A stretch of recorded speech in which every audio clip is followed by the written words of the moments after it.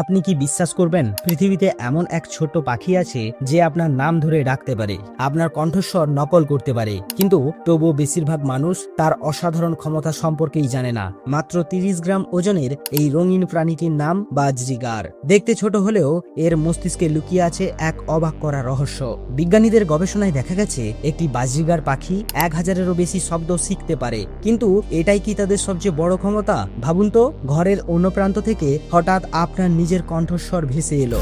আপনি তাকিয়ে দেখলেন সেখানে কোনো মানুষ নয়, বসে আছে আপনার পোষা বাজরিগার পাখিটি। প্রথমবার এমন অভিজ্ঞতায় অনেকেই সত্যি চমকে যান। অস্ট্রেলিয়ার শুষ্ক তৃণভূমিতে দল বেঁধে উড়ে বেড়ানো এই পাখির সামাজিক আচরণও অবিশ্বাস্য।